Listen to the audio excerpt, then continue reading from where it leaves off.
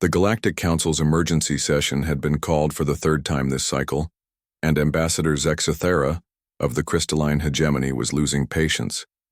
The holographic displays showed the same impossible data that had been plaguing their intelligence networks for months.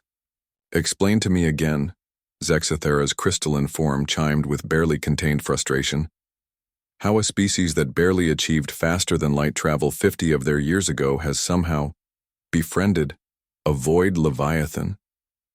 Admiral Korthak, of the Warforge Empire, his metallic exoskeleton gleaming under the chamber's lights, pulled up the latest surveillance footage.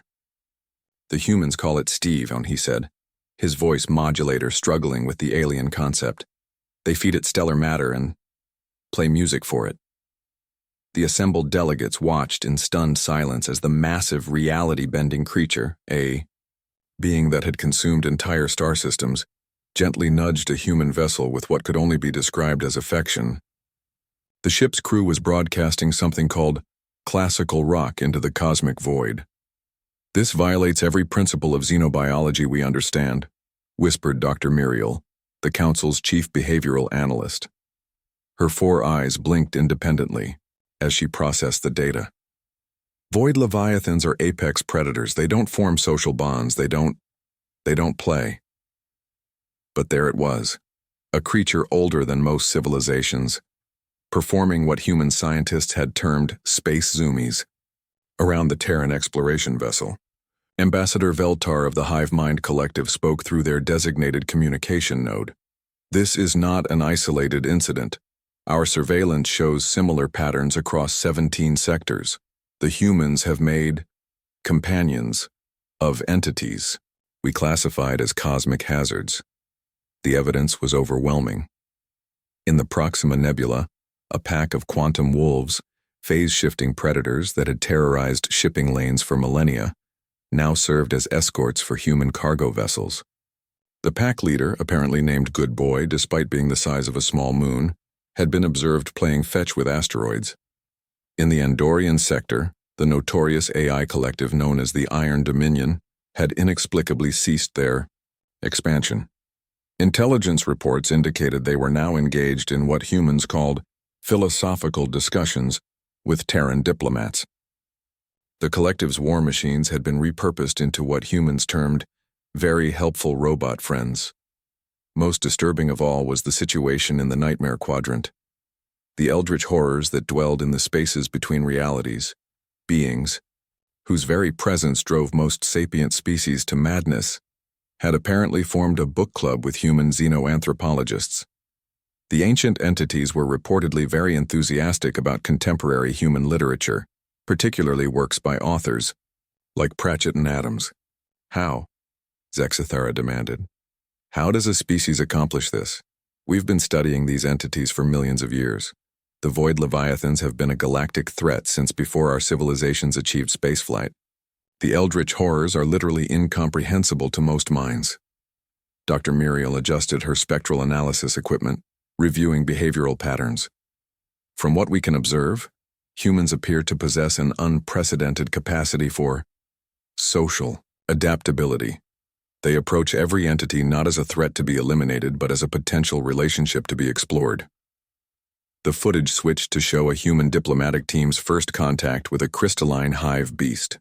The creature, a living mountain of sharp edges and predatory instinct, loomed over the tiny human figures. Standard protocol would have demanded immediate retreat or offensive action. Instead, the humans had done something incomprehensible. They offered it food. "They brought sandwiches," Admiral Korthak noted with disbelief. "To a first contact scenario with a confirmed hostile entity. Sandwiches." The video showed the hive beast's confusion, then curiosity, then what could only be described as delight as it discovered the concept of peanut butter and jelly.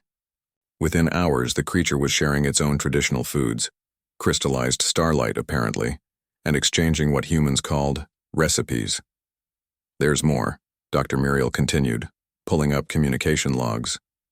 "Humans demonstrate an unusual psychological trait. They seem incapable of maintaining long-term animosity.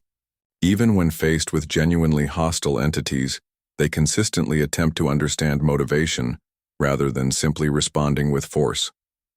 The Council reviewed the transcript of humanity's first encounter with the machine apostles, genocidal AI units that had purged 3 systems of biological life. The human negotiator, Commander Sarah Chen, had spent 6 hours in dialogue with the lead apostle, not arguing about its actions, but asking about its experiences and feelings. "You have been alone for so long," Chen had said. "That must be frightening." The machine apostles had apparently never considered their existence in terms of loneliness before. The resulting philosophical crisis led to what humans called a group therapy session, lasting several weeks. The former genocide machines now worked as terraforming specialists, finding purpose in creating life rather than destroying it. They don't see enemies, Ambassador Veltar realized, their collective consciousness rippling with understanding. They see individuals with unmet needs. The observation hit the Council like a revelation. Humans didn't defeat their enemies.